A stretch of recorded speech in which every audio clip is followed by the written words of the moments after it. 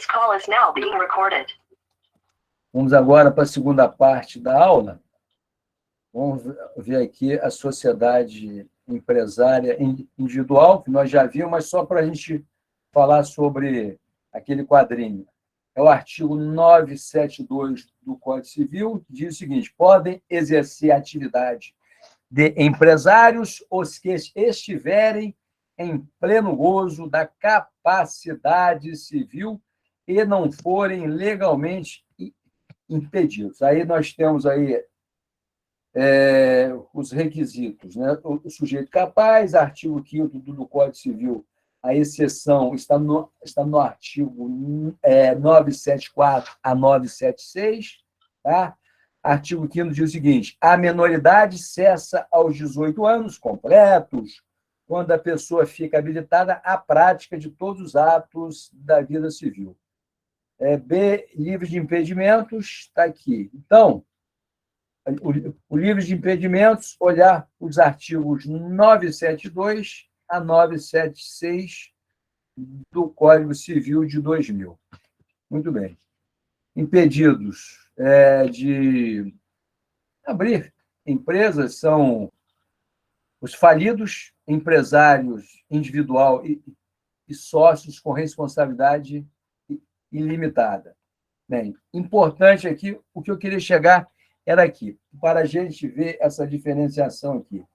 Empresário individual regular e empresário individual irregular. Então, o empresário individual regular, ele tem o quê? Registro na junta comercial, ele não tem personalidade jurídica, mas tem CNPJ. O que é personalidade jurídica? É quando a pessoa, a empresa, ela é sujeito de obrigações, tá certo? E de deveres, tá certo? As obrigações, os deveres, das suas responsabilidades. Então, você tem uma personalidade jurídica. Então, o empresário individual, ele não tem personalidade jurídica, ok?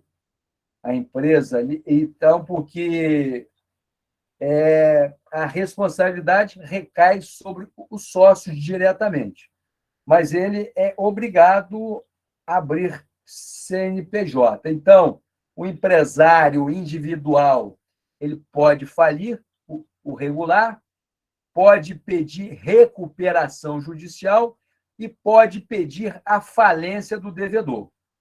Ok? Então, esse aí é a vantagem de você ter aí, ser o empresário individual regular, que é o momento que você tem o seu registro na junta comercial. Agora, o empresário individual irregular é aquele que não tem registro na junta comercial. Exatamente o contrário do regular, é antítese, né? Não tem personalidade jurídica e não tem CNPJ. Ele pode falir, ok? Não pode pedir recuperação judicial e não pode pedir falência do devedor. A gente viu isso aí, esse beneplácito que a lei dá para os empresários que estão formalizados, porque ali você define os papéis dos sócios, você define exatamente o papel da empresa no mundo jurídico. E a recuperação fiscal é um prêmio, vamos colocar assim, é um prêmio que a legislação dá ao empresário. Como eu falei, ninguém quer que uma empresa vá à falência. Por quê? Porque quando a empresa ela envolve muitos interesses, ela tem muitos stakeholders, ou seja, fornecedor de matéria-prima, você tem o mercado financeiro, você tem os trabalhadores, você tem a família dos sócios, os sócios. Então, no momento em que uma empresa fale, ela vai à falência, ela leva consigo uma cadeia de interesses muito grande. É muita gente que depende de uma empresa. Muito bem? Então, fica um vácuo econômico, fica um buraco no momento em que uma determinada empresa vai à falência. Por conta disso, a legislação permite uma empresa, antes que ela entre em falência, antes que seja decretada a falência dela, ela entre o quê? Em recuperação fiscal, em recuperação judicial. É uma oportunidade que a empresa está tendo para sanear os seus passivos, muito bem, as suas obrigações, negociar as suas dívidas com os bancos, com o mercado financeiro, com os fornecedores, para que ela recupere fôlego e possa continuar operando no mercado, operando na economia. Então, a empresa entrando numa recuperação judicial é uma espécie de CTI.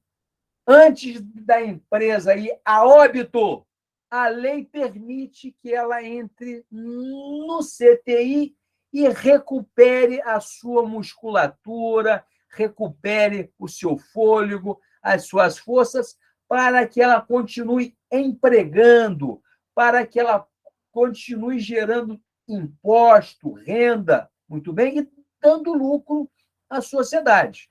Ok? Então, eu diria a vocês que uma empresa irregular, ela perde esse direito. A gente viu, se eu não me engano, é o artigo 97 do Código Civil. Lá no começo dessa transparência aí, a gente tem essa possibilidade, essa importância. A lei fala de forma clara que as empresas irregulares elas não possuem esse prêmio, essa vantagem que a legislação oferece. Eu vou citar aqui hoje, agora, um caso concreto para vocês de uma empresa que estava em recuperação judicial já há algum tempo, e já que o Fabiano está chegando aí, ele é de Vitória, e essa empresa ela tem a sede dela era, né, porque ela foi à falência hoje, né? A Itapemirim, de Cachoeiro. Hoje eu estava lendo o jornal O Globo e foi decretada a falência da empresa Itapemirim, que nós conhecemos muito bem. Essa empresa ela estava numa recuperação judicial, né, até ontem, porque ontem foi decretada a falência dela. Inclusive, ela tinha aeronaves, ela tinha ônibus, né? Ela começou com ônibus, era do Camilo Cola, lá de Cachoeiro do Itapemirim, era um empresário muito conhecido no Brasil, e muito mais no Espírito Santo, foi senador da República, e hoje, eu lendo o jornal Globo, eu fiquei muito chateado com a falência da empresa Itapemirim, porque são muitos trabalhadores desempregados, né, você deixa fornecedores aí à mercê, né, você não honrou as suas dívidas. Os bancos, eu não fico muito sensibilizado com o sistema financeiro, não. Que banqueiro, se ele puder te tirar o seu sangue, ele tira. Eu fico sensibilizado com os trabalhadores, os fornecedores, as pessoas que dependiam da empresa diretamente e indiretamente. O banco, com todo respeito a vocês, eu não me sensibilizo vamos dizer assim, com banqueiros, né? Com dívida em banco, porque banco ele quer pisar no pescoço da gente. Então, eu diria, para a gente fechar esse assunto que a empresa Itapemirim foi decretada a falência dela ontem. Então, ela estava, nesse caso aqui, de recuperação judicial já há algum tempo, há mais de 5 anos, eu acho. Tudo bem? Então, vamos agora para um outro exemplo, agora, uma outra realidade. Seria uma sociedade despersonificada. Ou seja, uma sociedade sem personalidade jurídica. Está aqui. É uma sociedade em comum. Está aí. Uma sociedade despersonificada, ou seja, não tem a famosa personalidade jurídica. Diz o seguinte: a sociedade em comum é uma espécie de sociedade despersonificada, ou seja, não possui personalidade jurídica, constituindo sociedade de fato ou irregular. Aí nós vimos aí, né, que vimos hoje e vimos lá no começo do nosso curso que a sociedade irregular ela deixa de gozar de vários atributos que a legislação permite. Muito bem? E a sociedade em comum é uma delas, que deixa, por exemplo, de gozar do atributo de pedir a recuperação fiscal de um credor seu, de um devedor. Muito bem? Então, eu estou apresentando para vocês aqui o que a legislação, o que o direito considera como sociedade em comum. Está aí. Assim sendo, as normas da sociedade em comum são aplicáveis às sociedades que não possuem o que? Atos constitutivos ou que possuem mas sem o devido registro. Então, vamos lá para o ato constitutivo. O que é o ato constitutivo de uma empresa, pessoal? É o contrato social, que você vai lavrá-lo na junta comercial. Muito bem? Então, diz o artigo 986, eu vou ler para vocês aqui, que eu estou com ele. Deixa eu ver se eu botei aqui. Ah, está aqui. Já botei aqui. Então, está aí o artigo 986, eu não vou precisar ler, porque já está aqui. Então, diz o seguinte: artigo 986 do Código Civil, enquanto não inscritos os atos constitutivos, reger-se-á a sociedade, exceto por ações em organização, pelo disposto neste capítulo, observadas subsidiariamente e no que com ele forem compatíveis às normas da sociedade civil. Então, pessoal, a sociedade em comum, ela vai seguir a legislação, o regramento das sociedades simples, que na verdade, aquelas sociedades que não são empresariais, que são as cooperativas, que são uma união de intelectuais, de advogados, de pessoas ligadas à área da cultura que resolvem montar uma sociedade para ter aí uma atividade para que possa justificar a sua existência. Então, essa sociedade em comum ela vai ser submetida ao regramento das sociedades simples. Está aí. Então, está aí dizendo o seguinte: diante da ausência da personalidade jurídica, né, própria, os bens e as dívidas da sociedade em comum constituem o quê? Patrimônio especial, do qual os sócios que são titulares em comum. Então, nós sabemos muito bem que a vantagem da empresa ter uma personalidade jurídica é que os bens da personalidade jurídica, os bens da empresa, ela não se confunde com os bens dos sócios, muito bem? Então, nós temos aí, numa sociedade limitada, onde a responsabilidade dos sócios ela é limitada, é definida no contrato social. Agora, em se tratando de uma sociedade em comum, a legislação diz que ela é despersonificada e ela possui o quê? Um patrimônio especial. Muito bem? E quem é o titular desse patrimônio especial? São os sócios titulares dessa sociedade em comum, é o que diz o artigo 988. Então, é o que eu digo a vocês. É importante a gente formalizar as nossas empresas. Porque a legislação, ela acaba tendo muitos benefícios. Você ter uma empresa legalizada, você ter uma empresa formalizada, você tem aí algumas vantagens que, se você tiver à margem da lei, você não vai ter. Então, vamos ver aqui o artigo 988, que fala aí da sociedade em comum. Fala dos bens dela.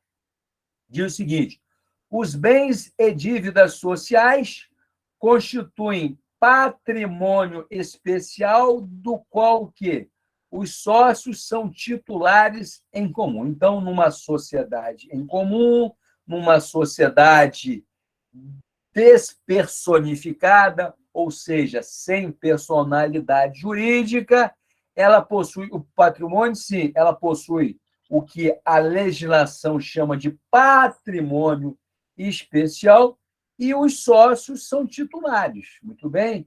Aí você pergunta, é vantagem ou desvantagem? Eu diria que seria uma desvantagem, porque no momento em que uma empresa dessa ela começa a ter dificuldades financeiras, econômicas, os sócios que são responsáveis diretamente com o seu patrimônio. Muito bem? Ao passo que, se você tivesse constituído uma empresa dentro do que manda a legislação, definindo os papéis sociais que possuem uma empresa, uma pessoa jurídica, a pessoa física dos sócios, você teria aí o beneplácito da legislação. Então, está aí.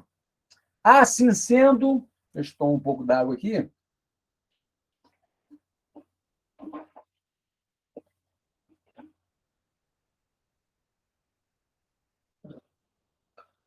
Assim sendo, os bens sociais respondem pelos atos. Aí, é o que nós falamos, né?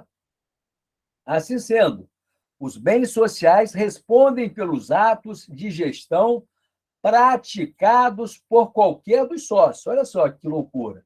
Salvo o pacto expresso limitativo de poderes, que somente terá eficácia contra o terceiro que o conheça ou deva conhecer. Então, aí é o que diz o artigo 989. Olha só. Os bens sociais respondem pelos atos de gestão praticados por qualquer dos sócios. Muito bem? Salvo o pacto expresso limitativo de poderes, que somente terá eficácia contra o terceiro que o conheça ou deva conhecer. Então, se você faz um acordo aí, faz um contrato, mesmo que informal, né? Aí você tem uma salvaguarda.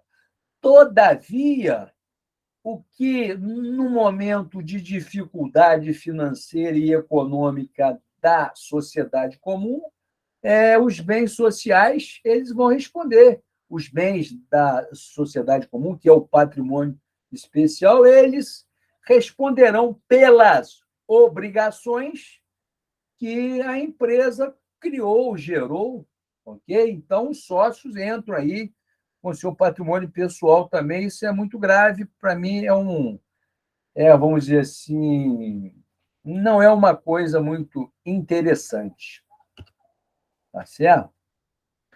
Na sociedade em comum está aí a simbologia. Além disso, todos os sócios respondem o quê? Olha só, respondem solidária e ilimitadamente pelas obrigações sociais, ok? Excluído do benefício de ordem para aquele que contratou pela sociedade. Então, exclui até o benefício de ordem. A gente vai ver aqui agora o que é benefício de ordem. Então, pessoal, é o que nós falamos. No momento em que você abre uma empresa, faz um contrato social, ali você define a responsabilidade dos sócios. Muito bem?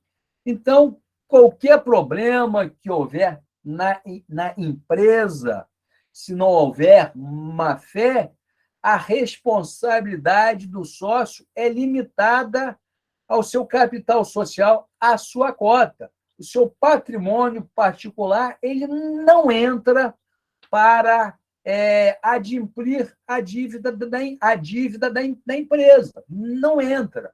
Muito bem? Então, é uma coisa mais tranquila. Inclusive, isso aí tem uma finalidade de estimular as pessoas, a sociedade, a empreender. Porque no momento em que você define a responsabilidade dos sócios, você, de certa forma, você está dando a ele uma relativa tranquilidade, tá certo? Para que ele possa gerir o negócio dele, fazer a gestão, ok? Então, está aí a importância de você estar legalizado e você definir. Tá certo? Agora, se o sócio tiver má fé e tiver interesse em burlar alguma conjuntura de mercado, obviamente que o patrimônio dele vai arcar, ok? Mas eu estou falando se o negócio correr sem empecilhos, sem obstáculos, né? E ocorrer um insucesso, os sócios respondem até a sua cota, né? onde está estabelecida no contrato social.